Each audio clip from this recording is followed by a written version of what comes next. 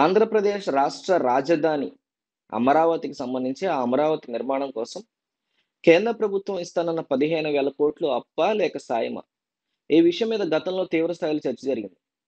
అయితే రాష్ట్రానికి కేంద్ర ప్రభుత్వం ప్రపంచ బ్యాంక్ ద్వారా ఇస్తున్న 15,000 రుణమే అని రాజగురువు పత్రిక ఈనాడు ఆలస్యంగా నిజాన్ని రాయడం గమనార్హం.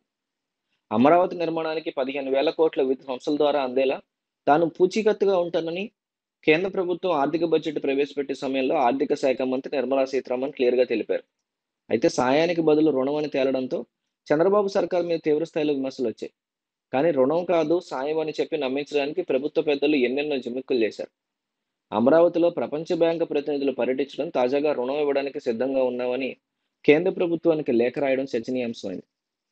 అప్పు చేయడం కూడా చాలా గొప్ప విషయం అన్నట్టుగా రాజగారు పత్రిక ఈరోజు కథనం రాయడం ఆశ్చర్యం కలిగిస్తుంది.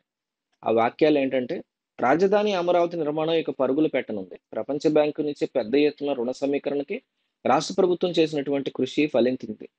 రాష్ట్రంలో మిగిలిన ప్రాంతాలు ఏమైనా పోనీ మన భూములున్న రాజధానిని మాత్రం అప్పుచేసైనా అభివృద్ధి చేసుకోవాలా అన్నట్టు చంద్రబాబు సర్కార్ దూకుడు ప్రదర్శిస్తోంది. ప్రపంచ బ్యాంకు నుంచి రుణానికి గ్రీన్ సిగ్నల్ లభించడంతో ప్రభుత్వం మహదానందం వ్యక్తం చేస్తుంది. అయితే ఇంతకాలం 15,000 కోట్ల రూపాయల రుణం అని రాయడానికి తంటాలు పడినటువంటి రాజగురు పత్రిక ఈనాడు ఇప్పుడు మాత్రం అదేదో చంద్రబాబు సర్కారు యొక్క ఘనతగా కీర్తిస్తూ కథనాన్ని అచ్చేయడం ఆ మీడియాకి చెల్లింది.